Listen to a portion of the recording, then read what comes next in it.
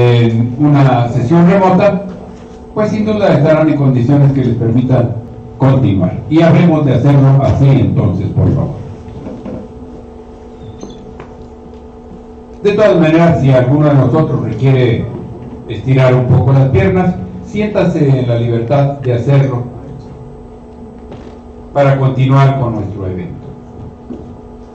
Le voy a rogar a los representantes de la Academia Nacional de Ciencias Forestales, si hay alguna observación a la conducción para mejorarla, que me la hagan llegar y se los agradezco, si es que sucede el evento. Bien, ahora le voy a pedir al ingeniero Carlos Enrique González Vicente que lea la semblanza del doctor de la carrera profesional y un poquito personal también del doctor David Cibrián Tobar.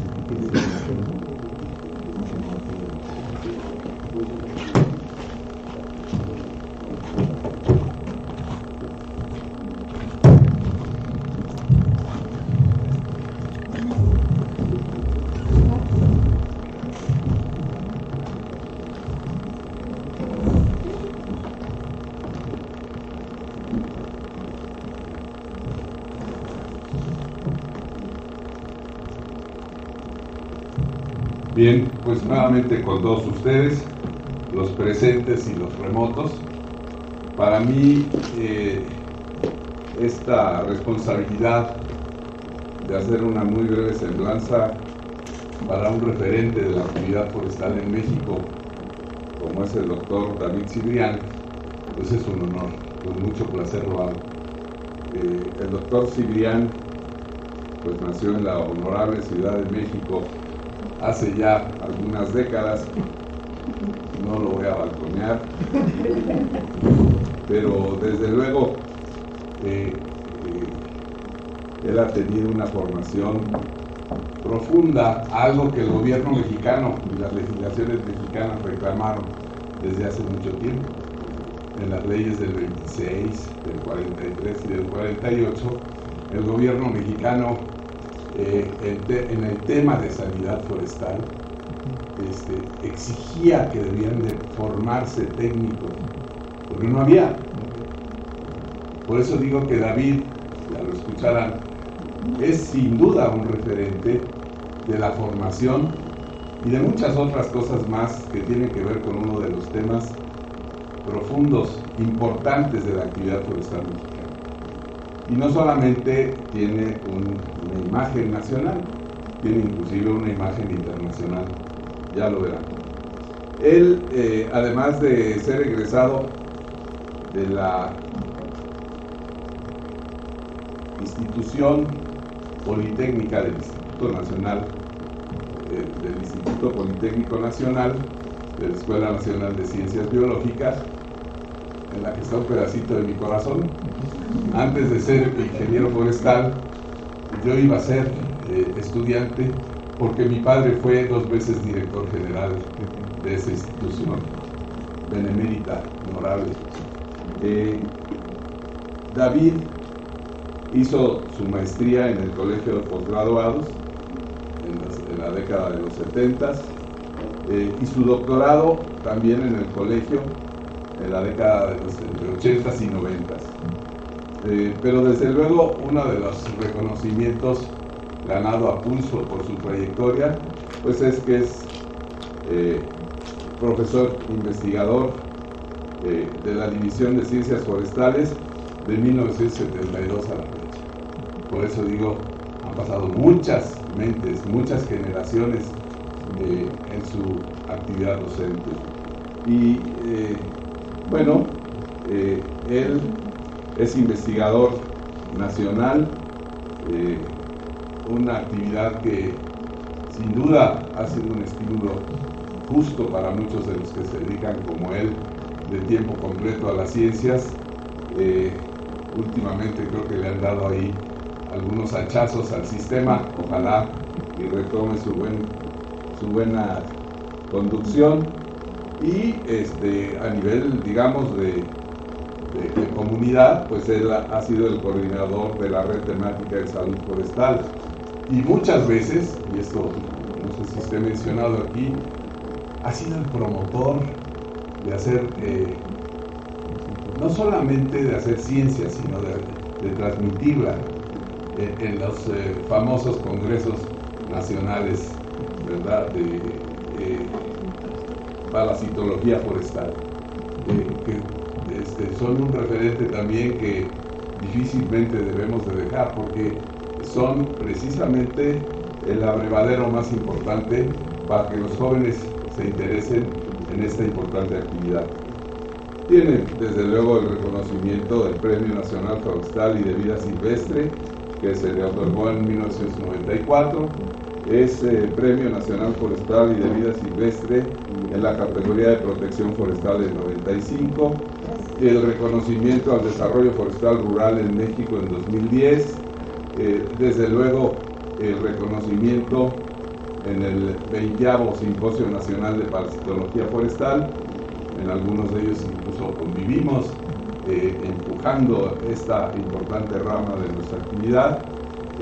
Reconocimiento de la alma mater de la Universidad Autónoma Chapingo por sus contribuciones al conocimiento de la sanidad forestal. Él, desde luego, debe sentirse muy orgulloso de que 9 especies de insectos lleven su nombre, ¿verdad? Ahí a veces cuesta trabajo, pero por eso te puse Dioictria cibriani, 3 palomillas, un coleóptero, 2 avispitas, una chinche y una luciérnaga llevan su apellido, llevan el cibriani, y eso pues debe ser muy significativo porque ha dejado impresa una huella que trasciende, ¿verdad?, a cualquier investigador dedicado a estas actividades. En materia de docencia, ya lo decía, más de 150 cursos impartidos, formal y a veces inclusive fuera del alma mater. Es responsable del área de parasitología forestal en esta división y desde luego con el devenir del tiempo, de esos reclamos que hacían las leyes que mencioné, pues ha entrado en aspectos de patología forestal, de biología molecular, las colecciones de insectos que pues, en un principio hace 40, 50 años eran importantes y que llegó el momento en que empezaron a abandonarse. Pues ha retomado esta actividad porque de ahí abrevan los científicos que se dedican a este importante tema. 99 tesis de licenciatura dirigidas, creo que es el campeón en la división, 38 de maestría y 11 de doctorado. En materia de capacitación, pues, 60 cursos y talleres. El último, inclusive, les decía, trascendió las fronteras de México, en Honduras. Libros y manuales. Bueno, es una dulzura, un placer tener los libros ilustrados también por una excelente, ¿cómo se dice? Ilustradora científica. Yo no tuve el placer de ser alumno de David, tuvimos otro maestro, pero sin duda me siento muy complacido de aprender un poquito más de los insectos a través de sus ilustraciones. La felicito también por ello y creo que forma parte de esos hermosos libros. Ellos son los tomos y algunos otros más ahora especializados, en donde no solamente se aporta el conocimiento de los insectos y de las enfermedades, sino vamos a la parte, digamos, necesaria de qué hacer, porque muchas veces, y sobre todo los políticos están acostumbrados a armar el escándalo cuando está la plaga o la enfermedad, pero lo más importante, es lo mismo que el ser humano, estaríamos buscando la cura, estaríamos buscando el manejo integrado de las plagas y de las enfermedades. Desde luego que yo lo decía, el doctor Cibrián pues forma parte de uno de los capítulos más brillantes de México en la Comisión Forestal de América del Norte, a través del grupo de estudios especializado, y con ello los colaboradores, como algunos de los más importantes de Estados Unidos y Canadá, dedicados al conocimiento de las plantas. México ahí tiene que sentirse muy orgulloso de tener científicos como el doctor Cibrián, que sin duda no se ha quedado nada más en el conocimiento, sino en la aplicación. ¿Quieren saber por qué? Pues intenten sacar, por ejemplo, un estudio de riesgo sanitario para poder importar madera de algún país, o los requisitos que establece la ley para exportar madera, y sin conocimientos como los que él desarrolla con una gran cantidad de colaboradores que afortunadamente han entrado a ese tema, son muy significativos. Hace unos momentos platicaba con él que México va a empezar a exportar cantidades cada vez más importantes de madera de teca y de madera seguramente de medina. Sin la base científica y conocimiento de personas como David, esto sería imposible hoy en día. Entonces, esa es la parte aplicada, es donde este gran esfuerzo de conocimiento se traduce en beneficios, pues, para México. Yo los quisiera reconocer así. Hay desde luego un sinnúmero de publicaciones, artículos científicos, como les decía, de la más alta calidad. No me voy a detener, solamente menciono que son, ojalá y los pudiéramos tener todos y poderlos leer. Hoy, gracias a las actividades como las que desarrolla Carlos, meter la tecnología informática, creo que podríamos hacer un gran esfuerzo. Él, desde luego, es fundador del Simposio de Parasitología, ya lo mencioné, de la Red Temática de Salud Forestal, y desde luego, pues a través de los proyectos que lamentablemente ya desaparecieron, Francisco Lafol y todo esto, pues ha tenido la oportunidad de empujar a muchos jóvenes a esta actividad importante. Y no solamente a favor, digamos, de los plantadores, como les decimos, ocasionales y sociales, de las mismas empresas se han servido de ese conocimiento para impulsar con mejor éxito las plantaciones en México. Actualmente, pues, está trabajando en una base de datos mundial interactiva de la familia Hymenoptera, y también es tecnología informática moderna a través del proyecto CONACYT sobre monitoreo y evaluación de daños en el manejo preventivo y control del hongo pudridor de Fusarium, que es uno de los enemigos más importantes. E institucionalmente, bueno, forma parte, desde luego, de los comités de posgrado de ciencias forestales y protección vegetal, forma parte del comité de publicaciones de esta universidad, y esas no son palabras, son hechos. Sus textos y su orientación a muchos jóvenes nos hace sentir muy, muy contentos de recibir al doctor en esta academia.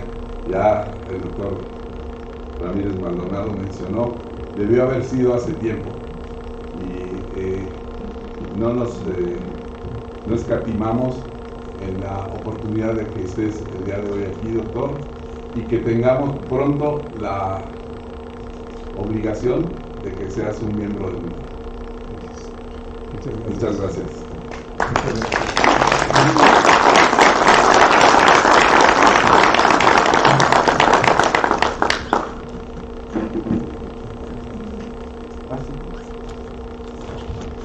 Nuestro presidente fue discreto al referirse a la edad del doctor Cibrián. No veo por qué tendría que serlo. En realidad David Cibrián no es muy mayor, es de mi edad. Bien, me permito la jocosidad porque me liga una entrañable amistad de más de 40 años y mucho trabajo juntos con David Cibrián, un científico de talla mundial, y esto no es un eslogan copiado de ningún lugar, sino un descriptor del tamaño profesional de David. Dicho esto, nos vamos a acomodar, ya lo hizo nuestro presidente, quienes gusten pueden permanecer en el estrado, pero la presentación de David Cibrián va a empezar. Él nos va a hablar de los fundamentos para el manejo integrado de las plagas forestales. Sin lugar a dudas, un honor tener la oportunidad de escuchar al doctor David Cibrián Tobar, que se inaugura como miembro colaborador de la Academia Nacional de Ciencias Forestales. David, el estrado, por favor.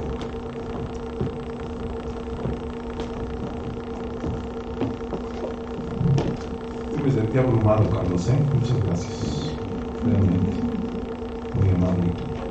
Con ese corazón en ciencias biológicas que sabíamos desde hace años que estás ligado para allá.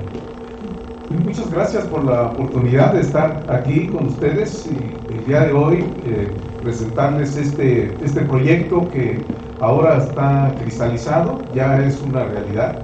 Es un libro que está publicado. Y yo quiero presentárselos como parte de mi disertación para entrar a formar parte de este selecto grupo que es la Academia Nacional de Ciencias Forestales. Pelearemos por estar rápido en el número. Sí, muy bien, pues este es el nombre y vamos a ir pasándolas. Creo que no tengo aquí control, ¿verdad? Ustedes van pasando allá. Adelante. Dar un agradecimiento a este consejo que está aquí mencionado. Yo incluso les doy un aplauso desde aquí personal, primero, sí, por estas iniciativas que están desarrollando, por ese trabajo tan intenso de difusión. Carlos Mayén, pues es un impulsor. Yo digo que él es un comunicador nato, como que debería de haber sido locutor algo así debería de ser, ¿no? Con el ingeniero Carlos Enrique González Vicente, también su experiencia en plantaciones y en toda la administración en INIFAP, que dejó tanta trascendencia por ahí. El doctor Óscar Alberto Aguirre Calderón, pues todo un científico que está allá en Linares. Y Óscar, si nos estás escuchando, un reconocimiento para ti y tus compañeros allá en la universidad. Y el doctor Heriberto Cornejo Oviedo, también de Narro, estuvimos platicando estos días, se nos entraña, allá tenemos amigos entrañables, los entomólogos, con el David Flores, que está por allí. Y qué decir del ingeniero Benigno Villasalas, pues es todo un líder, y seguimos muchas de esa educación que va dejando a través de su vida. Su huella no es nada más con los cercanos, es con los demás. Así que, ingeniero Villasalas, mi reconocimiento. Y al ingeniero Gonzalo Novelo, que no está hoy, pero también él ha dejado mucho tiempo de su vida aquí en la universidad y en todo lo que él está haciendo. Así que muchas gracias, yo lo quise dejar patente como primera acción. Ahora sí, adelante. Bueno, ¿cuál es el plan de esta plática? Presentarles esta publicación, hacer esto, hablar un poco de los autores que participaron, más que técnico, y voy a hablar un poco más de la humanidad de esas personas que me tocó trabajar con ellos, conducirlos, conciliar, buscar cómo hacer las cosas. Y tenemos aquí al doctor Guillermo Sánchez Martínez, que está sentado allá atrás, que fue muy importante en esta publicación, es muy importante como entomólogo forestal mexicano. Él trae unas iniciativas realmente que están modificando cosas. Voy a hablar sobre esto, este libro, que te voy a pedir, por favor, Carlos, y ahí hay unos libros que están puestos en aquella, si me los pones aquí, en esta, pues para que lo vean físicamente, ¿no? Y ya está impreso. De hecho, para ese consejo, pues es un ejemplar de estos que se deben llevar el día de hoy. El ingeniero Benigno Villasalas también formó parte del grupo de redactores. Entonces, vamos a platicar. Voy a hablar sobre este concepto porque tratamos de poner, no orden, porque ya existía ese orden, sino lo que tratamos es de que armonicemos cómo entendemos las cosas y que incluso esos conceptos que vamos a estar mencionando puedan ser transmitidos hacia la ley, hacia los reglamentos, para tener una sola posición, que es más útil, eso es más importante. Entonces vamos a hablar sobre historia de la entomología muy brevemente, sobre conceptos y definiciones, sobre el asunto de identidad, monitoreo, impacto, tratamientos, esto que ven ahí. Y cambio climático. Cambio climático. Ahora el asunto del cambio climático es un tema trascendente y desde el punto de vista de salud es algo que no podemos evitar. En lo personal, y lo adelanto, muy preocupado por el Oyamel. El Oyamel en México está en un riesgo muy elevado. Está sufriendo. Este va a ser una de las primeras víctimas mortales. Ese es un tema que deberíamos incluso hasta de formar un equipo o grupo de interesados en ver qué vamos a hacer con ese tipo de vegetación. Bueno, adelante. Bueno, este es el comité que formamos parte, que hicimos esto. A mí me tocó conducir, Leticia Arango, que está acá, ella le tocó armar esto, porque es la que le toca hacer todo ese trabajo y coordinar muchas cosas. El doctor Felipe Romero Rosales es una institución viviente en el Colegio de Posgraduados, un redactor y un conocedor del español como pocos, que vale mucho la pena. El señor tiene 84 años, o a lo mejor hasta más, pero completamente lúcido. Y el joven, el Leucis Yanderán, con todas unas capacidades artísticas desde el punto de vista de ilustración, excelente, y con Leti también, ¿no? Y Ana Guadalupe Pompa, que maneja más la maquetación. Adelante, por favor. Estos son los autores del libro. Somos los primeros de arriba, somos el comité editorial, y todos los que están abajo son autores, 35 autores, y expertos en cada uno de los temas que describieron. Si ustedes dicen, ¿quién es el que mejor maneja control biológico? Pues ahí está su foto. Ahí está su foto. ¿Quién es el que mejor maneja la parte toxicológica? Bueno, ahí está su foto. Él no está ya con nosotros, falleció este año, el maestro Luis, pero tuvimos una baja importante. Pero el resto, lo ven ustedes. Hay 11 ingenieros forestales que ayudaron en la redacción de este documento. Entonces ya es una participación importante del sector. Hay un grupo, hay algunos profesores de la división, muchos funcionarios de la CONAFOR, de la Semarnat, profesores de aquí de la universidad, en otros campos, los van a ver. No me puedo detener con la historia de cada uno de ellos, me gustaría, porque pues vale mucho la pena. Son formas de pensar, muchas las que están ahí, y que uno tiene que ir conciliando para poder hacerlo. Esa es la labor que me tocó desarrollar a mí. Yo hablo a nombre de ellos. Adelante, por favor. Este es el contenido, y lo voy a pasar muy rápido porque después lo describo un poco más. Este asunto de las mansiones forestales que nos acaba de platicar el ingeniero Francisco, aquí es importantísimo ese escenario forestal. Y aunque como dijo el ingeniero Avelino Villazara, es pequeñito, pero tenemos que hacerle, a ver cómo le hacemos para poder crecerlo, porque también está el otro escenario, Francisco, el de las plantaciones de restauración, que está ocupando superficies mucho mayores y con apoyos también por ahí, ¿no? Vean estos escenarios. Yo decidí trabajar que debemos atender la parte de salud forestal desde el punto de vista de escenario de manejo. Muchas veces en la Subsecretaría Forestal nos enfocamos mucho en los bosques naturales, y poco a poco hemos ido dándole peso a las plantaciones, a los viveros, a la parte urbana, la parte de la vegetación urbana, que es todo un mundo de desarrollo que se debe de atender ahí. Bueno, están estos escenarios y sus autores. Adelante, por favor. Ahora, por ejemplo, en la cosa de identidad y ciclos biológicos y demás, con cambio climático están apareciendo nuevas cosas, están cambiando los ciclos. ¿Cómo se está modificando eso? Es una revolución de lo que conocíamos a lo que ahora es una nueva situación. Hay un trabajo en este sentido muy importante que debemos de hacer. Y aquí la parte ecológica también es fundamental. Todas las técnicas de monitoreo, fíjense, el capítulo de monitoreo ya lo desglosamos por escenario, para poder decir cómo le hacemos en bosque natural o en viveros, o en plantaciones, o en áreas urbanas. Son diferentes, pueden ser los mismos principios, pero son técnicas distintas. Entonces, y además yo lo veo así para los muchachos, son oportunidades de trabajo. Son oportunidades de trabajo si uno va considerando cómo trabajar eso, cómo ofrecer esos servicios y poder tener esa remuneración, ¿no?, tan necesaria. Metimos un capítulo de teledetección mediante ya los sensores remotos, hecho por un profesor de la universidad, es muy experto en este tema, adelante, que es el doctor Buendía. El sistema de alerta temprana, otro tema que es muy complicado de desarrollar es cómo medimos los impactos desde el punto de vista económico, desde el punto de vista ecológico, desde el punto de vista social.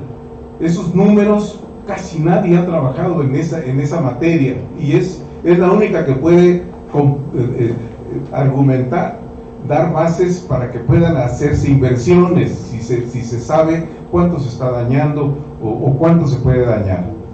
Bueno, ya después entramos a todos los capítulos de tratamientos. Está de resistencia vegetal, que lo hace Felipe Romero, que él es experto en resistencia genética, y nos da una pequeña introducción al tema. El control biológico, Hugo César Arredondo Bernal es el número 1 en nuestro país, el experto número 1 en control biológico, no hay otro. Apenas acaba de recibir el Premio Nacional de Sanidad Vegetal. Control físico se lo hice yo. El papel de la silvicultura en la prevención y manejo la hizo el doctor Guillermo, con también, ahora que lo lean, pues sí, me encanta la manera en que redacta. Adelante, por favor. Luego tuvimos que entrarle al control químico, y el maestro Segura, Antonio Segura Miranda, él falleció recientemente, nos dejó su legado. Era, yo, desde mi punto de vista, uno de los mejores toxicólogos de México, que afortunadamente está su escrito aquí.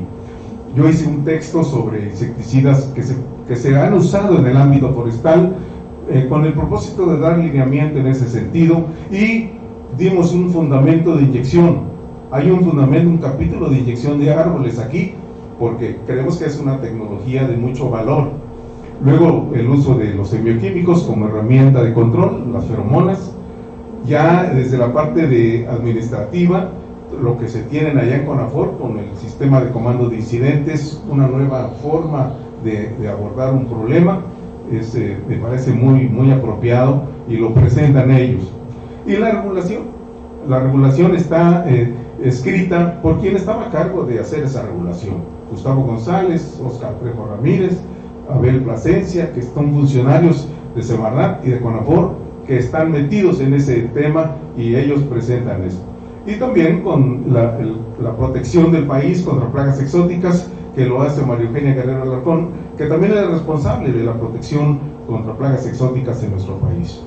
Cerramos con este último capítulo, cambio climático y salud forestal, dirigido por Cuauhtémoc Sáenz Romero. Él, yo lo siento, uno de los mejores líderes en México sobre cambio climático y los efectos que tiene en el sector forestal. Así que esa es la estructura del libro. La estructura del libro de cómo fue. Adelante, por favor. Y ya aquí ya va muy rápido, porque a mí párenme, porque si no nos quedamos sin comer aquí. Aquí está la historia de la entomología, y yo quiero ver aquí la maestra Lorena, que ella es experta en la parte de árboles urbanos. Su tío abuelo. Sí, tío abuelo. Sí, era su abuelo. Sí. Su abuelo fue la contraparte de Miguel Ángel de Quevedo cuando él estuvo aquí. Fue el que llevó, en cierta manera, el abuelo de Lorena, la relatoría de lo que hacía Miguel Ángel de Quevedo. Y ahí platícanos con Lorena, queda ahí contando muchas anécdotas. Quise poner a Raúl Rodríguez Lara, que a lo mejor fue el maestro de Carlos, ¿verdad? Y a Federico Islas de INIF, también fue la persona que a mí me introdujo, me ayudó. Mi compañero de generación, Francisco Martínez González, que también ya no está. Y allá vemos a Jorge Macías Sábano y a mi hermano Pepe, todavía en sus tiempos mozos, con el pelo hasta acá y los pantalones de campana que en ese tiempo se usaba, ¿no? Adelante.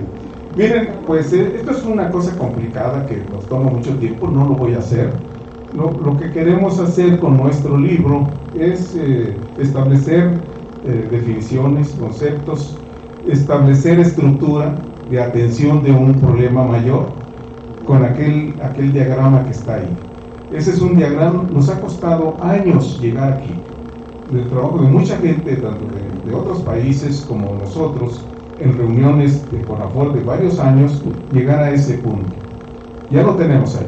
Ahora, ¿cómo lo llenamos? Está difícil llenarlo, pero ese debe ser como nuestro derrotero cuando queremos atender un problema mayor.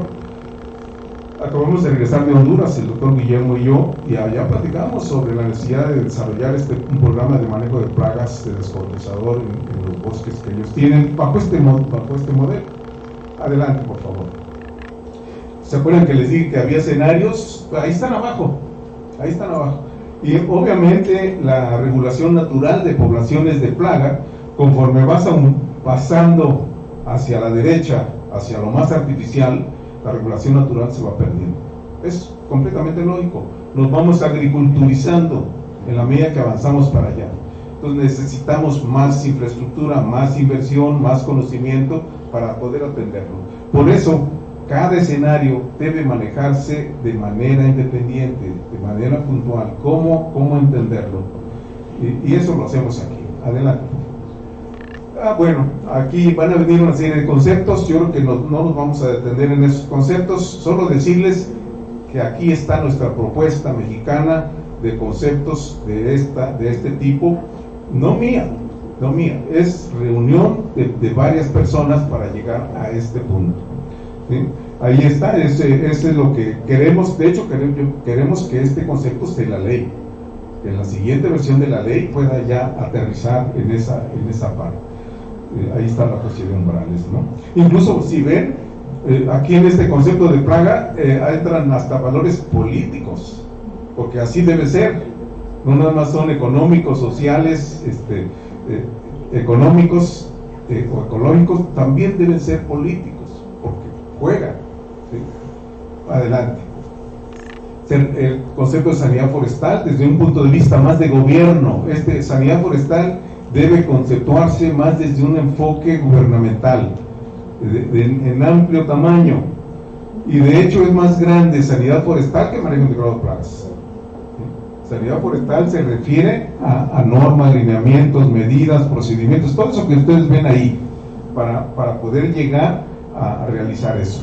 Por eso el nombre está bien puesto. Sanidad vegetal o sanidad forestal están bien puestos. Y ya el saneamiento, bueno, ya deriva de aquí, ¿no? Adelante. Bueno, aquí hay un problema que tenemos siempre cuando usamos la palabra control. Control no existe en el diccionario, no sé si es combate.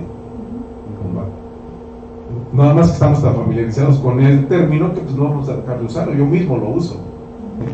Adelante. Y este es el nuevo tema, salud forestal. Y es esta definición que ustedes están viendo. ¿Qué trabajo de llegar a ella?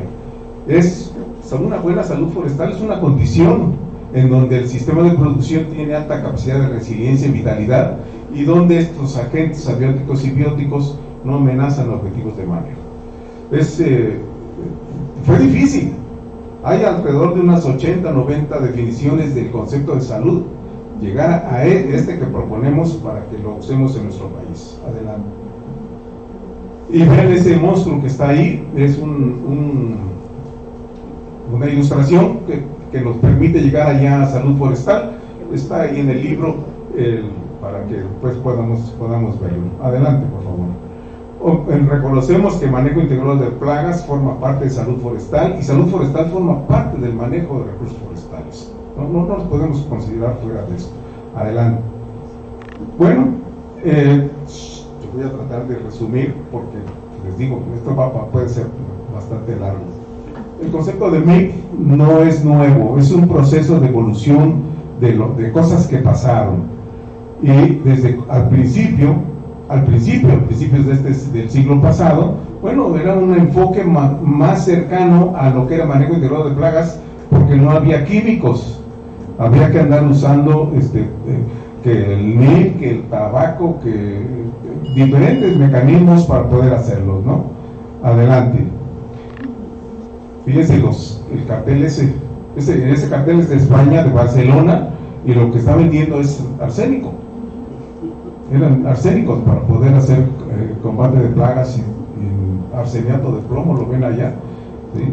En ese tiempo, al principio, después de cuando ya se descubrieron los químicos, pues el mercurio, el arsénico, el cobre, pues era algo que se usaba. Adelante, por favor. El DDT sí vino a cambiar todo, porque con la invención por este señor en el 39 y la Segunda Guerra Mundial, pues se expandió el uso de DDT en todo el mundo. Se cambió el enfoque de combate de plagas hacia un enfoque de control químico muy, muy importante. Adelante. Aparecieron nuevos productos como aquí el VHC, el Paratión, el Isolar, químicos de amplísimo espectro, muy residuales, que empezaron a tener una dominancia en los mercados completa. Adelante, por favor. Sí, y fíjense, le llamaron de las dos formas.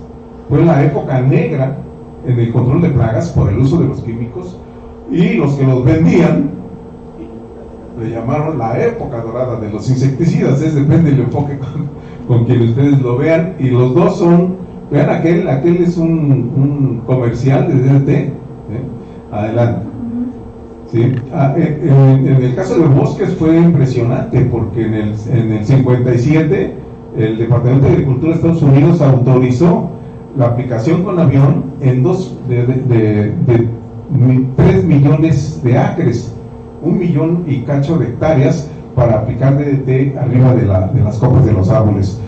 Luego la leche se intoxicó, se contaminó, las personas empezaron, un problema ecológico importantísimo. Todavía con esta hormiga también lo quisieron hacer.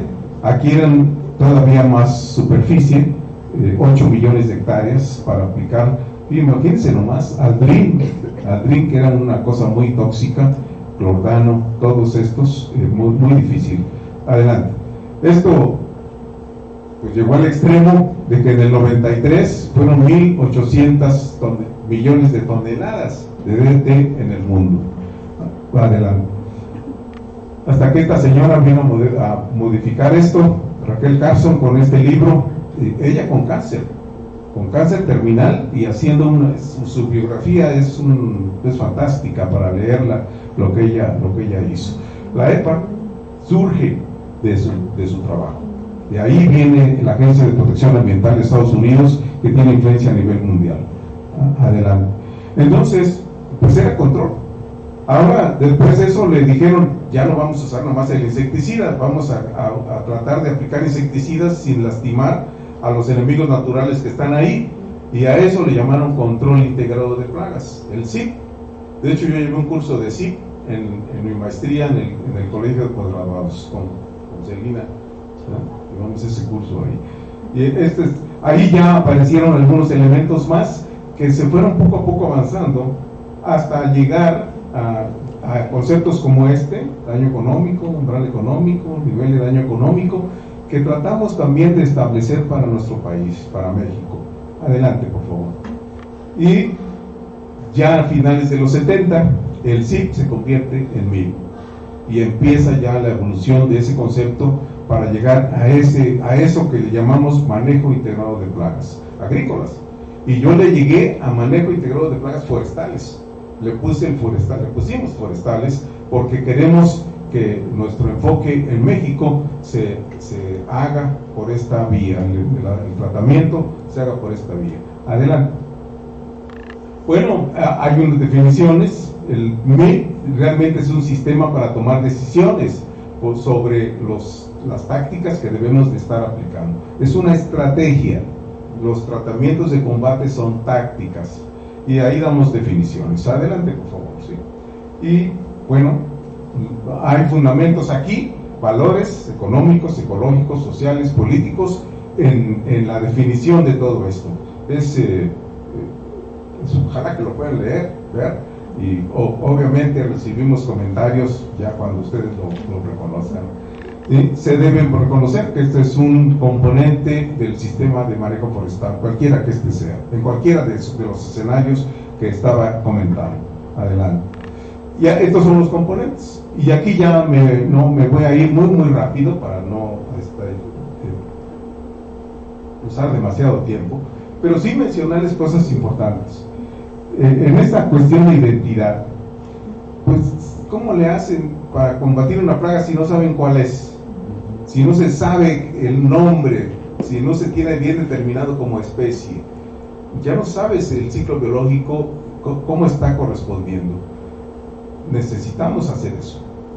Apenas estamos con CONAFOR, con el doctor Guillermo, él como nuestro líder, y a lo mejor conviene hasta que les comentes algo de eso, Memo, después.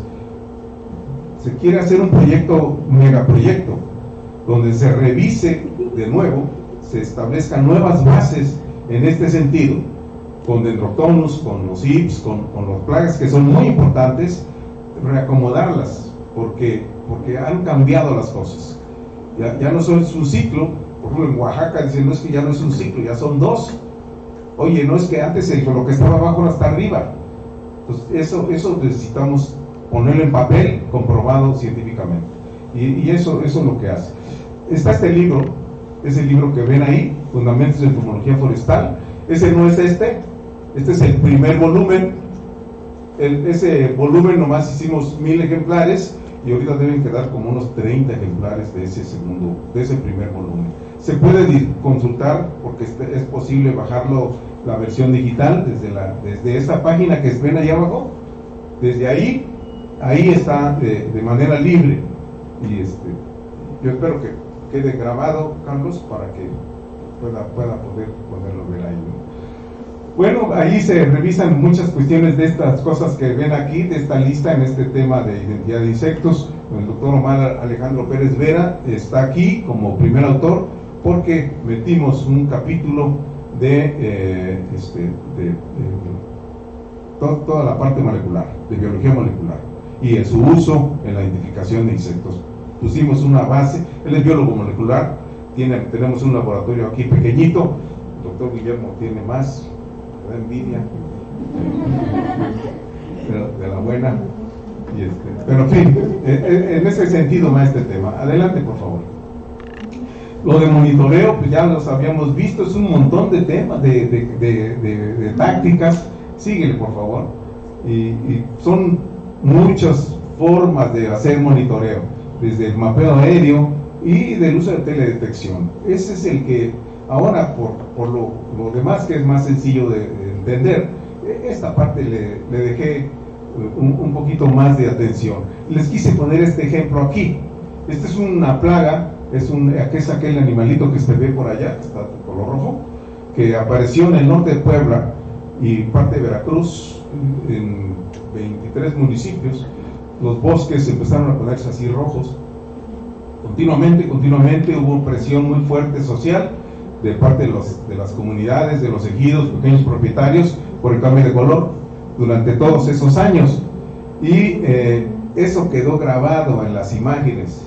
Entonces fue posible que el doctor Julio César Buendía, que él es el experto en esta materia, adelante, miren cómo se ve el daño. Ese es el daño. Y ese daño quedó registrado en las imágenes. De tal manera, sí, adelante por favor, que fue posible, adelante, y revisar mediante el estudio de las imágenes de satélite cómo estuvo el comportamiento de este insecto. Es un insecto fascinante, fue nuevo para la ciencia. Este grupo, hay un doctor que en el colegio, Castro, ¿verdad? Ulises Castro, él empezó a hacer la determinación de las especies. Y aquí la teledetección satelital fue fantástica. Lo probamos en 2 microcuencas del río Tecolutla en un periodo de 2000 a 2019, utilizando el índice NDVI, depende cómo lo quieran pronunciar, si en inglés o en español. es ese, y utilizando estas plataformas para poder ver cómo se comportó eso. Se estuvieron revisando las imágenes de 2000 a 2019 y se encontraron en las imágenes los cambios en color, de tal manera que fue posible reconocer en dónde estuvo la plaga. Ahí está, es lo rojo que está en las microcuencas, es todo eso que se ve rojo, es lo que está marcado en las imágenes. Entonces lo que hizo CONAFOR, lo que hicieron, solamente fue lo marcado en amarillo. Entonces realmente la teledetección permite conocer con mucha mayor precisión el tamaño de los problemas. Y ahora es algo que estaremos usando, pues, los muchachos van a ser muy buenos en este sentido para poder hacerlo. Adelante. Bueno, ya está este otro tema, ya sistema de alerta temprana, evaluación del riesgo, que existe un sistema, el CIVICOV, que está descrito en el libro, está ya en CONAFOR, para poder conocer en tiempo real cómo están comportándose los problemas de mortalidad que están ocurriendo en el país. Es una inversión importante, ¿no? Los impactos igual, ese es un tema para el futuro. Poquísimos estudios tenemos en este sentido. Desde la parte económica, necesitamos economistas aquí, gente que pueda trascender en ese sentido de los daños. Adelante. Por ejemplo, vean esa rodaja ahí donde están todos los anillos pegados, fue por una defoliación de mosca sierra. Entonces los árboles dejaron de crecer y fueron 60,000 hectáreas defoliadas. Entonces, ¿qué volumen se perdió? Pues la diferencia entre antes de la defoliación, después de la defoliación y durante la defoliación. Eso no se midió. Entonces nunca se pudo saber, las autoridades nunca supieron cuánto fue. Si hubieran sabido, hubieran dicho, no, oye, para la siguiente nos cuidamos más, ¿no? Adelante. Aquí están las tácticas de tratamiento, son todas estas, las vamos a ver también muy rapidito. Está resistencia vegetal, y vale la pena, porque hasta los conceptos de antigenosis, dices, oye, ¿qué es antigenosis? Ahí está la definición ahí. ¿Cómo puedo concebirla desde el punto de vista en las plantaciones comerciales, en los viveros? Es donde tiene aplicabilidad.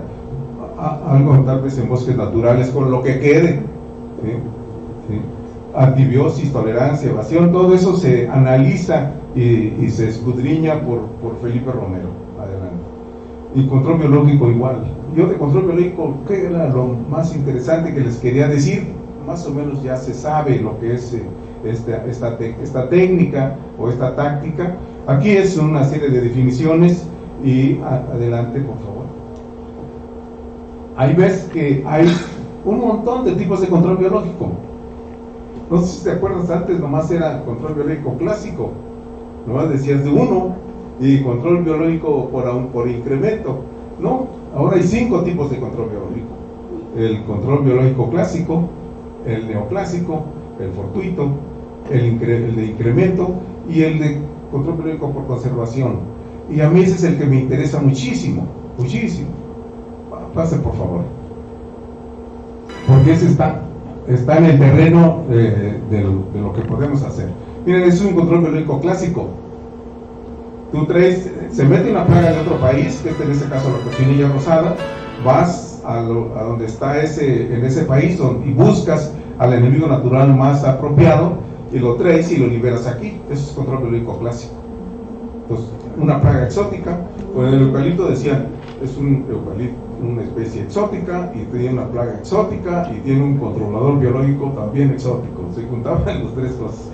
Bueno, esta es una cosa, ha tenido mucho éxito el control de cochinilla rosada en las plantaciones de teca, utilizando los controladores biológicos clásicos. Adelante. Ese neoclásico ya es nuevo, esta es una cosa nueva, es traer enemigos naturales exóticos para combatir plagas nativas. Eso lo han estado logrando hacer, sobre todo con moscas de la fruta, que son un problema muy, muy importante. Este es el que me interesa mucho. ¿Por qué?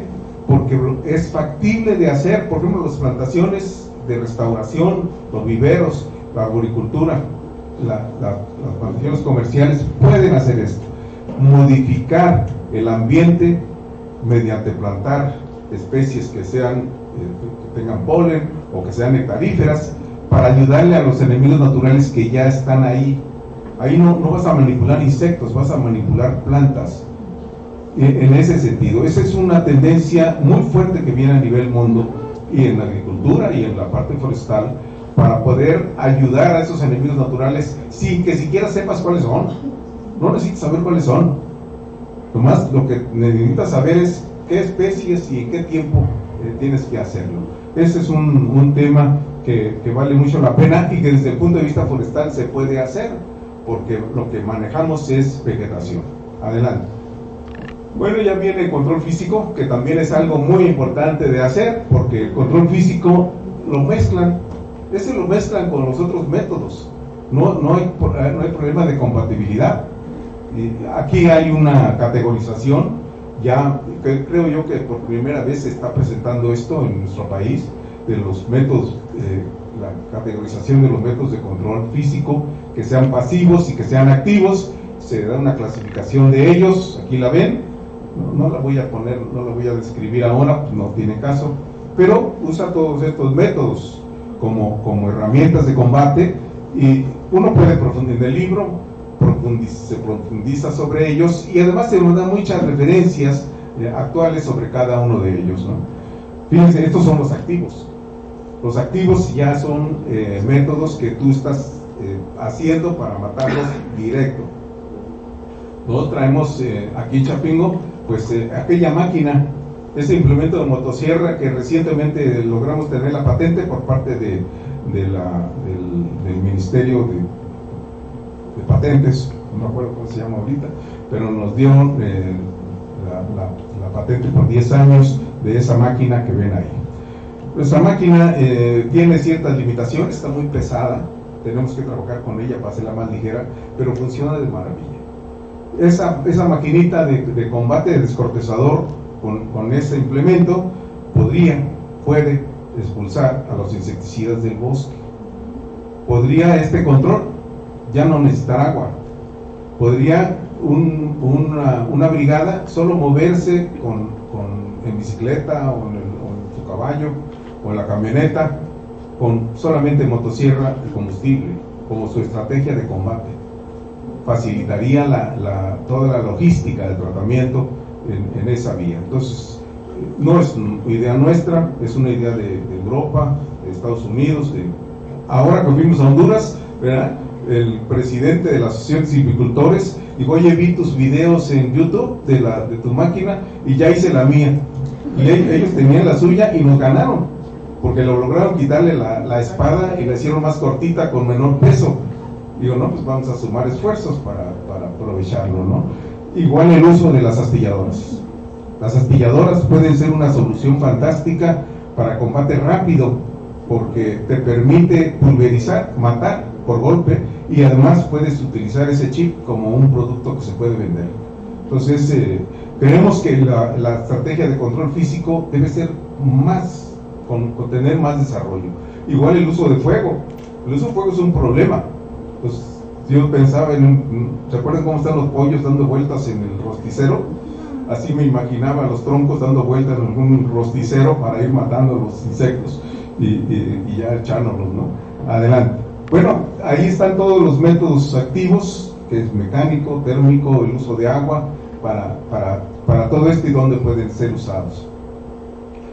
Ya en el papel de la silvicultura, yo no le abundé tanto, porque como sé que el doctor Guillermo me va a comentar, seguro va a platicar un poco alrededor. Acaba de dar una plática el día de ayer, y él está casi cada semana ofreciendo pláticas por varios lugares.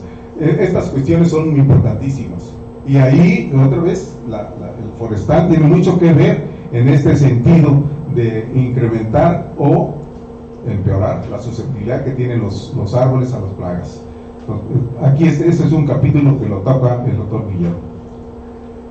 Ya el control químico como tal, pues ahí viene, es el control químico clásico. Nosotros no favorecemos control químico, pero entendemos, reconocemos que es una necesidad, que además en la sociedad mexicana está metido hasta los huesos el usar los productos. Entonces, pues hay que ayudar para que esos productos sean mejor utilizados, en lo que se tienen otras alternativas. Acuérdense, el manejo integrado de plagas ofrece tácticas, muchas, siempre ofrece tácticas, y será el usuario el que decida qué usar.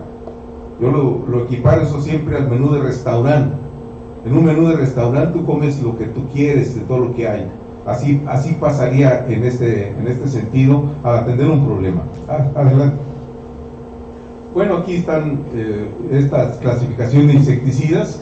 Por favor, sigue. Y todavía una más. A ver, otra más. Esa. Fíjense que existe un grupo que se llama Irak. Allá está el nombre, Irak. Ese grupo, Irak, es una organización mundial. Y es un comité para que trabaja para que la sociedad logre evitar resistencia de los insectos a los insecticidas.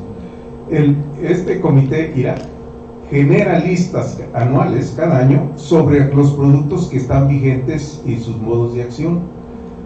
Parasitología agrícola ahora trabaja con este sistema. Nosotros aquí, yo en los cursos también ya trabajo con este sistema. Les digo a los muchachos, los insectos no nos pueden ganar, nosotros tenemos esto. Ellos tienen la cantidad y el tamaño, ¿no? Pero no tenemos esto. Yo, sabiendo con toxicidad, no hay manera de que un insecto me gane, porque manejo diferentes mecanismos toxicológicos. Entonces esto ayuda en toda esa parte.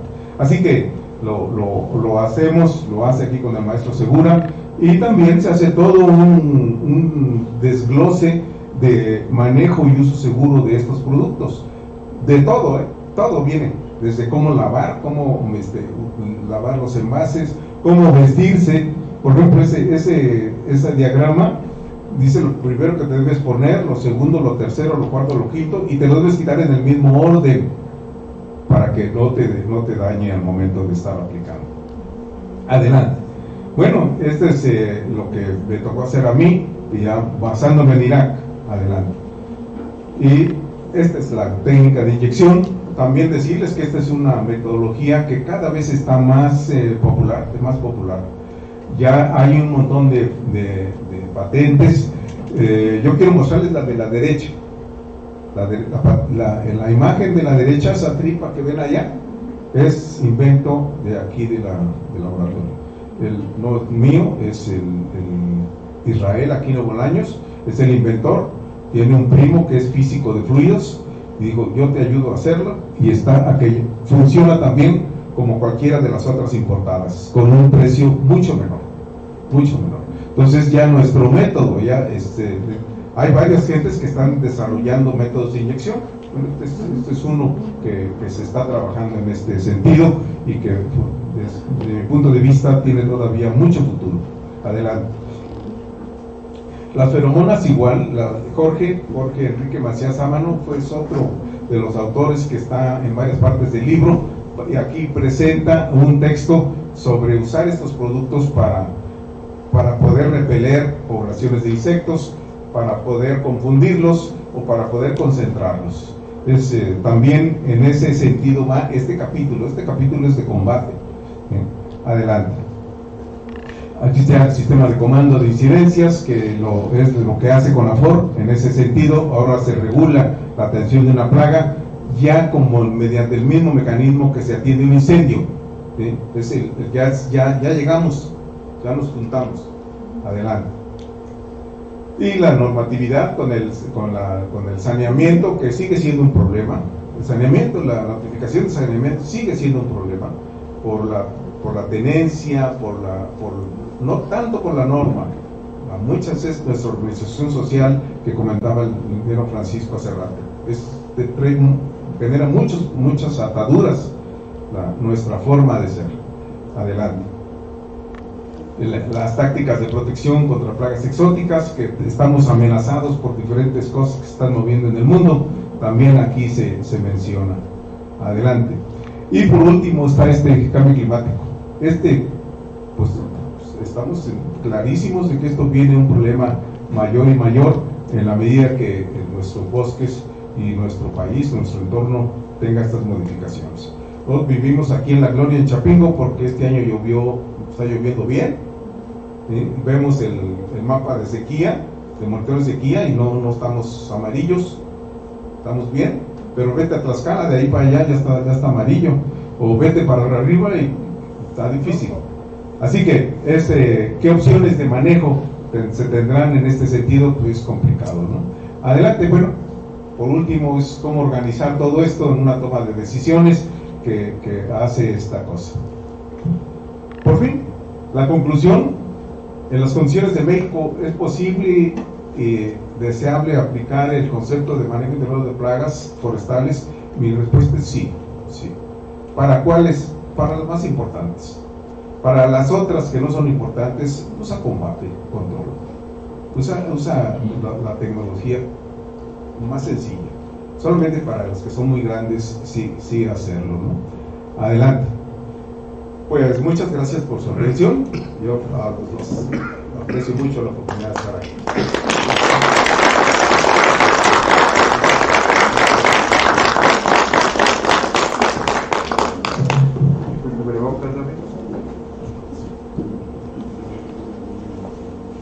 Amena, sin lugar a dudas, y trascendente también la plática del doctor David Zubiel, la ponencia del doctor David Zubiel. La importancia de las plagas es obvia e indiscutible. Estaba tratando de recordar, y desde el libro de los libros, como suelen llamarle a la Biblia, pues tiene referencia precisamente a las plagas, reflejando con ello que la presencia y el efecto de las plagas en la humanidad ha sido una calamidad reconocida en todos los tiempos. Por eso el motivo de estudio de David, sin lugar a dudas, es trascendente. La particularidad de lo forestal ha hecho que él y otros profesionales mexicanos tengan una trascendencia internacional en el tema. Tal es el caso precisamente del comentarista sobre la disertación que acabamos de escuchar por parte del doctor David Zubiel Tobar. Y el comentarista es igualmente un científico a nivel nacional reconocido, sin escatimar el reconocimiento de su conocimiento y dominio del tema. El doctor Guillermo Sánchez Martínez, actualmente es investigador del Instituto Nacional de Investigaciones Forestales, Agrícolas y Pecuarias, y será el comentarista de la disertación que acabamos de escuchar. Doctor Guillermo Sánchez Martínez, por favor.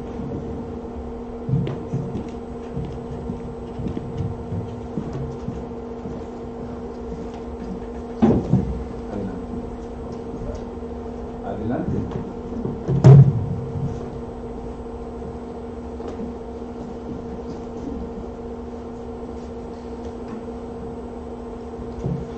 Buenas tardes a todos. Me da mucho gusto estar en esta casa de estudios y ver a personajes tan importantes, incluidos algunos que han tenido influencia en mi propia carrera, como es el ingeniero Carlos González Vicente, el doctor Hugo Ramírez Maldonado, y bueno, de referencia de aquí el ingeniero Villasalas. Y el doctor David Zubiel me llamó esta semana y me dijo: oye, Guillermo, te voy a dar una presentación en las conversaciones de la Academia Nacional de Ciencias Forestales, y me gustaría que la comentaras. Y le dije: ¿la de los viernes? Y me dijo: sí. Pásame el link para estar, porque luego los veo por la computadora. Y dijo: no, pero es que me gustaría que vinieras en persona, porque me van a hacer un reconocimiento y me gustaría que comentaras sobre mi presentación. Y esa es la razón por la que estoy aquí. Anoche llegamos casi a la medianoche a Texcoco, con todo lo que sucede ahora con nuestro aeropuerto. pero aquí estoy con mucho gusto. Voy a comentar un poco sobre el doctor David Cibrián y la presentación del libro del cual participé. Uno de los productos más importantes de la red de investigación en salud forestal, que él lidera, que es fundador, y yo formo parte del comité técnico también, y participé en algunos capítulos de estas dos obras que él ha mencionado. Quiero también no consumir mucho tiempo, así que es un pequeño acordeón que me da algunas ideas. Y quiero comenzar diciendo que, pues, en toda profesión hay profesionistas, hombres y mujeres, que cumplen muy bien su trabajo, y algunos son reconocidos, ¿no? Y algunos lo hacen también, que no solamente son reconocidos, sino que trascienden, y es el caso del doctor David Cibrián. Y creo que puedo decirlo de manera muy acertada, porque curiosamente el doctor David Cibrián ha sido desde de esta universidad, y como algunos otros, él no fue mi profesor. Entonces yo lo veo también desde otro punto de vista, y tampoco he estado en esta universidad. Entonces yo tengo una visión un poco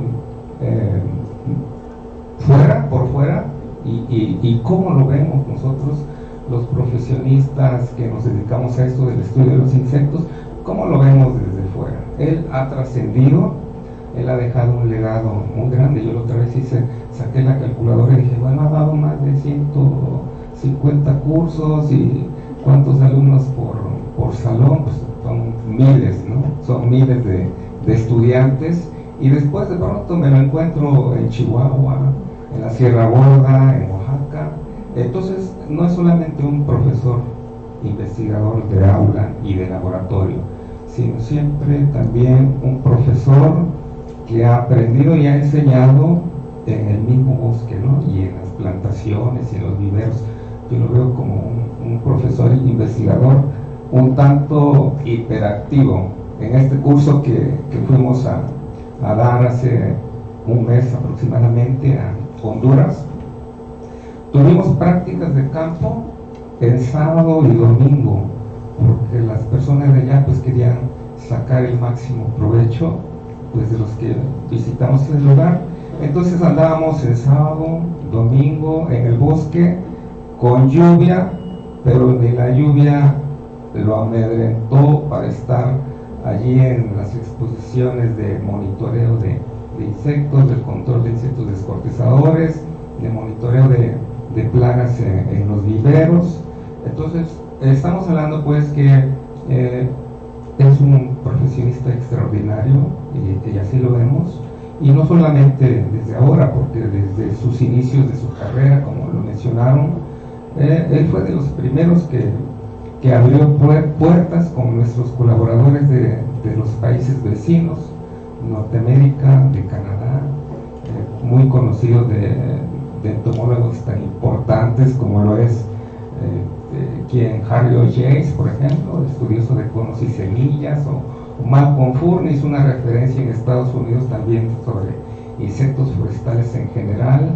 Y a partir de allí le nació la idea de fundar este famoso Simposio Nacional de Parasitología Forestal, el cual que merecidamente llevó su nombre en la versión pasada, el 20º Simposio Nacional de Parasitología Forestal, y en el que todo el comité organizador que yo presidí, por unanimidad, votó que su labor ha sido tan importante para este tipo de foro de especialistas que llevara su nombre, ¿no? Entonces estamos hablando, pues, de todas las contribuciones que ha hecho. Sobre estos libros, ahora solamente hablo de los últimos, pero el famoso libro de Insectos Forestales de México es consultado en Canadá, es consultado en Estados Unidos.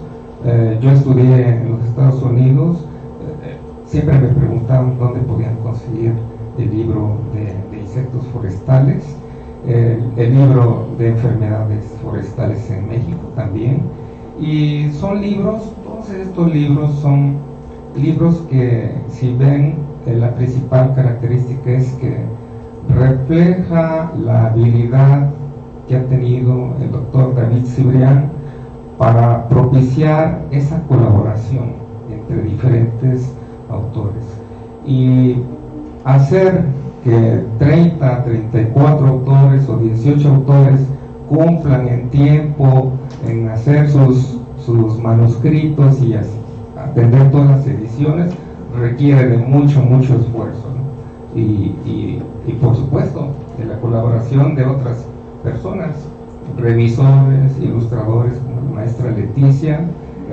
Yo creo que alguien que no tenga un liderazgo como él, pues no daría ese resultado. Vemos aquí, por ejemplo, que el primer libro que presentó, bueno, el segundo tiene 18 autores, creo, ¿verdad? Pero el anterior tiene 34 autores. Entonces, eso significa estar en constante comunicación con los autores, estar llevando el control de las fechas, aparte de las responsabilidades que ha tenido como profesor e investigador, ¿no? Entonces, es realmente extraordinario el trabajo que ha hecho.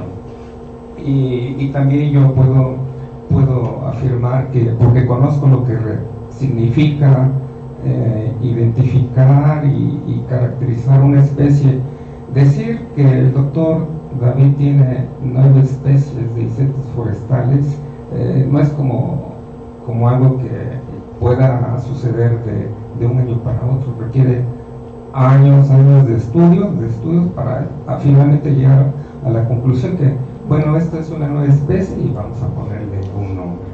Recientemente, con eso de que platico que me lo encuentro por todas partes, hemos estado trabajando también en la parte de la Sierra Norte de Oaxaca con mosca sierra.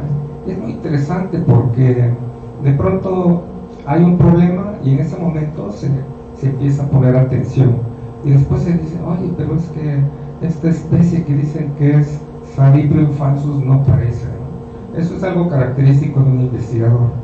El doctor David Cibrián me dijo, oye, Guillermo, fíjate que noté que el ovipositor de la especie de Saliprium que está allí en la Sierra Norte no se parece mucho a lo que están diciendo que era Saliprium jaudeni. Entonces, déjame lo checo.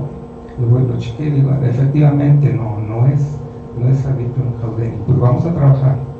Se acaba de escribir una nueva especie que no va a llevar el apellido de él, ¿no? Bueno, en este caso decidimos que se lo dedicáramos a la doctora Yanderal, y entonces esta especie se va a llamar Saliprium yanderale, y próximamente, bueno, ya se envió el manuscrito, creo que no lo sabía, no lo sé, bueno, si no ya lo dije, pero ya enviamos el manuscrito y está por ahí. Entonces, son algunos ejemplos. Lo recuerdo ahora, nuestro último viaje a Honduras, donde coincidimos, pero desde 1985, por allá en San Juanito, Chihuahua, con su hermano José Cibrián, donde yo apenas empezaba mi carrera como joven investigador. Quiero mencionar que también hablar de investigación, porque es un evento académico, hablar de más de 150 tesis, incluidas de maestría, licenciatura y doctorado, es un número difícil de igualar para muchos. Entonces yo creo que en esta rama de la ciencia forestal, que es la entomología en particular, la entomología forestal, creo que este legado es muy importante para las generaciones presentes y para las generaciones futuras, y ese legado está escrito, ¿no? Esos libros nunca se irán, permanecerán impresos o en digital, permanecerán por siempre, son consultados. En las pláticas que de pronto damos siempre nos están diciendo dónde podemos conseguir unos ejemplares. Algunos los he entregado en físico, otros en el link. Entonces creo que no hay en México otro especialista en entomología forestal que iguale la productividad académica que ha logrado el doctor David Cibrián, y creo que eso lo hace más que merecedor de ser reconocido como miembro colaborador de la Academia Nacional de Ciencias Forestales, y yo esperaría que muy pronto pudiera tener ese nombramiento como miembro de número. Son algunas de las cosas que yo pudiera comentar sobre eso, y muchas felicidades.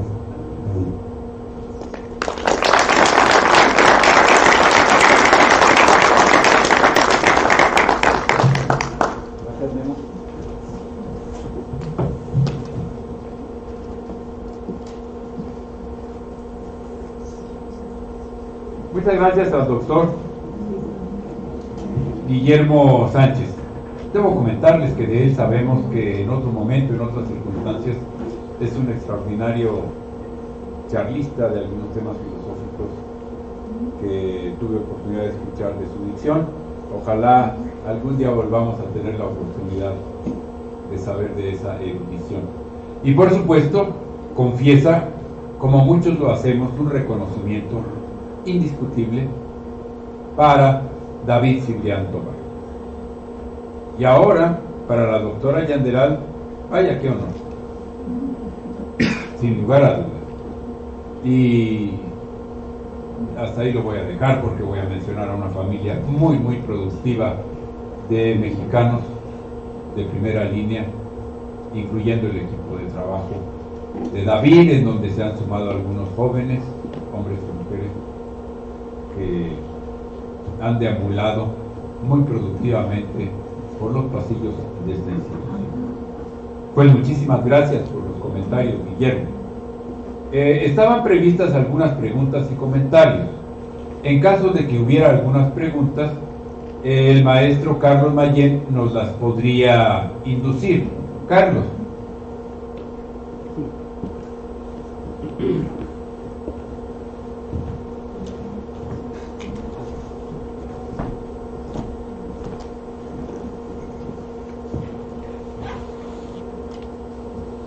Bien, ha sido una ceremonia extraordinaria, muy emotiva, súper interesante, y en las diversas redes sociales que se han compartido las disertaciones que desde aquí han surgido a muchos lugares, coincide primero una esperanza e ilusión sobre trayectorias como las que aquí se presentaron. Son el baluarte y la fortaleza de un sector que ha afrontado muchos problemas. Por un lado, el problema de la política, de la administración, de la legislación, de la gestión, de cómo logramos que este sector se vaya enriqueciendo, pero también de cómo enfrentamos los problemas. Y por el otro lado, el interés de cómo la manera, en el caso del doctor Cibrián, ha hecho que todo lo que trabajó se integrara y se concluyera hacia productos, sistemas, filosofías. Ese es el punto tal vez central, filosofías científicas, como este manejo integral, pero enriquecido primero de manera mucho trabajo de su propio empeño como investigador, como científico, como docente, como acucioso biólogo que aman la vida y justamente encontró en estos elementos de la naturaleza, los insectos, las enfermedades, pues es el lugar donde él tenía que descubrir dónde tendría que estar su trabajo.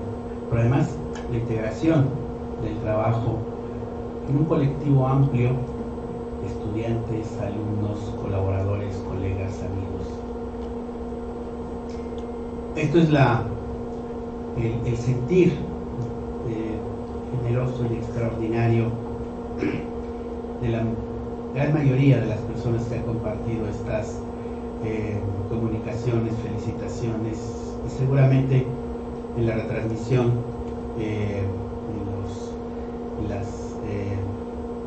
volver a reproducir estas disertaciones, habrá muchos comentarios al respecto. Sin embargo, sí hay que también mencionar que hay un desánimo de hacia dónde va la ciencia, hacia dónde van los bosques, hacia dónde van las plantaciones, la silvicultura, el manejo. Es increíble, pero ahorita el problema más grave de los bosques es la inseguridad, el tráfico, la delincuencia organizada, el secuestro de ejidatarios para que ellos mismos vayan, corten sus propios árboles que van a ser robados. A ese nivel se llega de impunidad y de tristeza. Entonces sí, las políticas y la Academia Nacional de Ciencias Forestales invita a las voces críticas, justo invita a ese análisis profundo, y le pedimos a nuestros nuevos miembros, bueno, al nuevo miembro del doctor Cibrián y al miembro del número, que ejerzan con libertad esta crítica. La academia, como ha sido siempre, se constituye un baluarte de tener a lo más selecto, a lo más, no quiero decir importante, porque hay muchísimos investigadores importantes por todos lados, pero sobre todo la academia se precia de tener líderes que han llevado a muchos lugares las ciencias forestales. Entonces quisiera resumir muchas de estas opiniones que dan. Cuando yo tuve en suerte haber ingresado a la academia, imagínense el privilegio que yo aquí. Cuando yo ingresé a la academia fue en pareja del doctor Jesús Vargas Hernández, así, extraordinario para mí, maravilloso. Ya como el número ingresé por el lado de la doctora Patricia Negrete. Pero yo el día que ingresé les dije, este es uno de los días más felices de mi vida. Yo considero que ingresar a la academia es uno de los honores que el sector le otorga a un académico, a un científico, a un investigador, a un pensador. Ingresar a la academia es uno de los honores más amplios. ¿Por qué? Porque se los dan sus pares. Sí habrá sistemas nacionales de investigadores, otro tipo, ¿no? Cargos. Pero cuando es a su vez tus pares los que te van a dar y te dicen, te reconozco, es algo que se siente muy bonito. Entonces, para centrar, integraría estas dos preguntas pidiéndoles tal vez la opinión, primero al ingeniero Francisco y luego al doctor Cibrián, estos dos elementos. Uno, ¿cómo vamos a concretar nuestros esfuerzos para seguir protegiendo, conservando, aprovechando, utilizando nuestros bosques, manteniendo esta esperanza que tiene la sociedad y los científicos, pero también permitiendo tal vez alguna voz de análisis de los momentos que tenemos, que ya de por sí tenemos problemas graves con el cambio climático global, con la degradación ambiental, con la deforestación, con esta obsesión de una sociedad que no se da cuenta que si sigue en este nivel de consumo se nos va a ir a cuestiones difíciles, pero por el otro lado surgen instrumentos esperanzadores como la bioeconomía, que dicen, bueno, podemos integrar a los procesos productivos justos, los procesos naturales. Entonces, si me permiten, nuestro director, pues primero el ingeniero Francisco resume estas opiniones con respecto a la propia disertación, a lo que acaba de comentar, lo que acabamos de comentar, que es la opinión de muchas de las personas que en redes, yo estuve aquí, no se me da andar viendo el celular. Luego mi esposa me dice, le haces más caso al celular que a mí, por eso a veces me manda WhatsApp estando en la misma casa, porque saben, y luego el doctor Silvia. Claro. Llevo el micrófono allá, Francisco. Gracias, Carlos.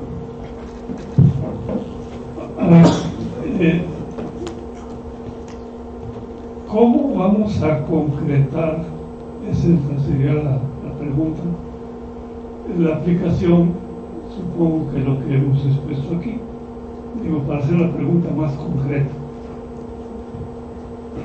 Bien, yo mencioné, bueno, primero quiero decir que lo que yo presenté, como hablé de leyes y hablé de ejidos y comunidades, esto es exclusivo para México.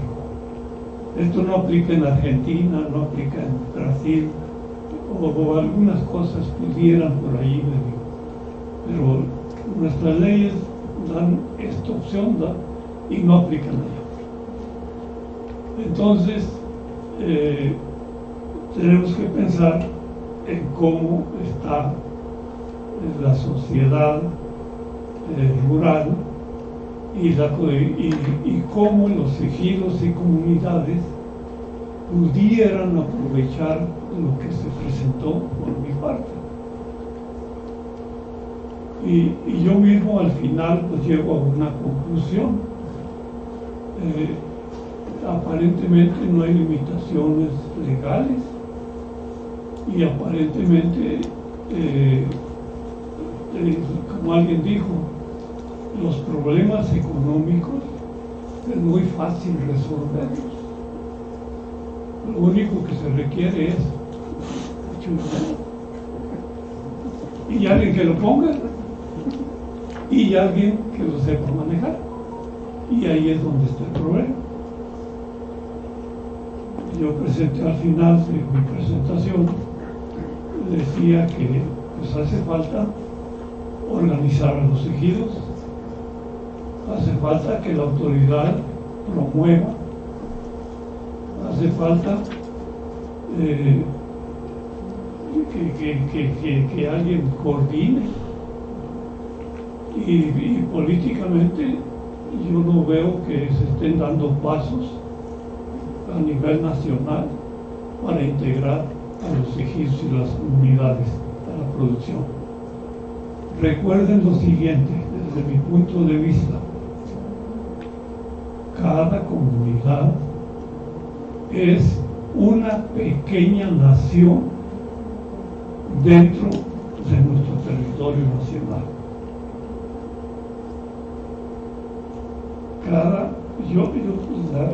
Lo que se presentó al final, la lámina, donde están todos integrados, no es lo mismo Chihuahua, una comunidad de Chihuahua, que de San Luis Potosí, que del sureste. El gobierno federal dice que el sector social hay que apoyarlo, porque ahí están los pobres, pero pues los apoyos les llegan vía lo que nos dan a los viejitos y a los estudiantes, pero no hay organización, no hay visión de producción. Siguen siendo pequeñas naciones dentro de nuestro territorio nacional. Son sus costumbres. Entonces yo veo muy difícil que se logre algo de lo que yo planteo. Muchas gracias. Muchas gracias, ingeniero Francisco Rodríguez Romero. Está habiendo un comentario respecto a la pregunta que nos expuso Carlos Mayer. ¿Por qué preguntas canosas? muy complicada la respuesta, ¿no? Muy complicada la respuesta en este gobierno. Es otra situación, otra condición. Hay otra forma de pensar, de ver las cosas y de incidir en la sociedad, y tiene el poder. Pues está llevando una serie de acciones por parte del gobierno en un rumbo. Yo creo que hay partes buenas y hay partes complicadas. Hay partes, por ejemplo, tratar de incluir, tratar de aprovechar lo que la gente sabe, su patrimonio biocultural, que lo tienen ahí. El asunto es, digamos, si la población no creciera y no fuéramos más, pues los recursos que tenemos se alcanzan. Tendríamos que tener una imagen de cómo hacer para que ellos puedan tener lo indispensable para una buena calidad de vida, para una buena educación para sus hijos o para sus nietos en su entorno. Y en el sector forestal estamos, yo diría así, de acuerdo, muy fraccionados, muy fracturados y desconectados. Yo creo que estamos desconectados porque así lo percibo, con el sector oficial. ¿Cómo deberíamos de pensarlo desde el punto de vista de la academia? ¿Qué puentes habría que tender para poder desarrollar cosas, para poder tener proyectos más exitosos? Y sí, es todo un reto. Yo desde el punto de vista de salud no lo veo tan complicado, porque pues, la gente se da cuenta que se están muriendo los árboles, se están muriendo, no hay agua, la sequía está presente. Entonces eso está moviendo muchas cosas y rápidamente se justifican una serie de acciones, pero esas acciones ¿hasta dónde van a llegar? Si lo que dice Francisco tiene razón, si no hay recursos, ¿cómo podríamos atender? Yo me he acercado a Sembrando Vida, y Sembrando Vida se ha acercado un poco a mí, y lo vemos cómo lo van a hacer esos proyectos, todos ejidos, comunidades, desde el punto de vista de salud, de sanidad. Por ejemplo, Cedro Rojo es uno de los pilares de Sembrando Vida, y en sus talleres yo un curso que di en Chiapas iba a ser para 25 personas, y cuando estaba ahí en el curso eran más de 300, y todo el mundo bombardeando con preguntas de cómo resolver el asunto, porque ya tenían la plantación, ya tenían los problemas. ¿Qué terminabas haciendo? Aplicando el producto más barato y más contaminante que tenían a la mano, porque no había de otra, no había cómo pagarlo con lo poquito que tenían, con lo poquito que les daban, y habría que hacerlo. Entonces, ¿cómo incidir ahí? Yo ahora recientemente con una de las directoras de CONACYT, que están llevando el fondo 003, me decía: doctor, por favor, ¿pudiera desarrollarnos un manual sobre todos los métodos tradicionales de combate de plagas? Digo, sí, por supuesto, claro que sí, me interesa. De hecho, pero déjenme poner lo bueno y lo malo de esos tratamientos, y con muchísimo gusto. Y empecé a averiguar qué era el agua de vidrio y para qué sirve, y así como 18 productos. Y interesante, vamos a revisarlo, pero en ese contexto, sabiendo que a lo mejor esos productos no sirven o tienen un margen de vida muy pequeñito en el momento que se aplican, después se pierden. Entonces, sí es muy interesante la pregunta, ¿cómo entrarle?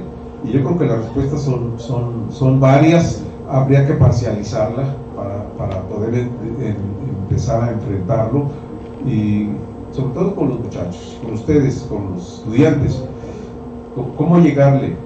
Ya la silvicultura, de hecho, bastante preocupado, porque la superficie forestal bajo manejo, con un forestal bajo manejo, la forestal, son alrededor de unos 7 millones de hectáreas. 7. la superficie forestal que no tiene un forestal ayudando en la conservación, en eso, el desarrollo de programas de manejo, deben ser cuando menos, unos 12 millones de hectáreas. Entonces, es un reto muy importante que tenemos ahí en ese aspecto. Solamente hablando de bosques naturales. Si empiezan a hablar de áreas naturales protegidas, pues es otro escenario que también requiere una atención muy, muy importante, especial. Por eso, Carlos, esa pregunta que nos dejaste aquí, pues, podríamos tener una reunión, una sesión especial que cada quien de sus versiones, ¿no? Yo con esta me quedo. Muchas gracias.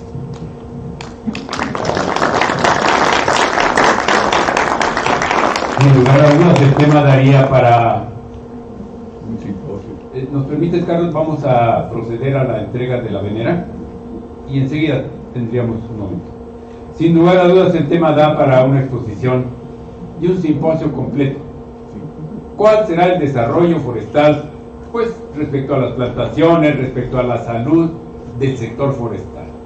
El tema da, y a lo mejor es oportuno, quién sabe, lo está escuchando nuestro presidente de la academia, será informado el director de esta división, y bueno, pues a lo mejor se encuentra un terreno fértil donde se hagan concurrir aportaciones importantes para un tema importante de la sociedad mexicana. Señor presidente, vamos a proceder a la entrega de del diploma y la venera que reconocen al doctor David Cibrián Tovar como miembro colaborador de la Academia Nacional de Ciencias Forestales. Por favor. Vamos a invitar al doctor Enrique Serrano. Perdón, llegó ya el doctor Serrano. Adelante, por favor. Muchas gracias, buenas tardes a todos, compañeros académicos. Me da gusto estar con ustedes. Vengo regresando a Soquiapan. Ahorita comentamos brevemente. Muy bien, muchas gracias. Bienvenidos a todos y a todos. Vemos muchos compañeros aquí, estudiantes. Doctor, si se acerca, por favor. Acompáñanos, por favor. Acompañe a la entrega de la... Carlos. Bueno, como parte del programa, y desde luego es un placer y un honor que me corresponde, quisiera, doctor David Cibrián Tovar, entregarle este diploma que lo acredita como académico colaborador, y espero que muy pronto esté en la siguiente categoría. Estaremos en contacto. Y permítame también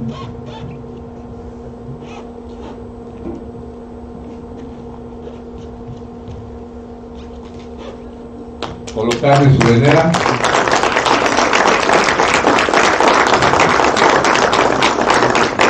Insistir, integrantes de la comunidad científica como usted, nos enorgullece a la academia y a México. Muchas gracias. Felicidades.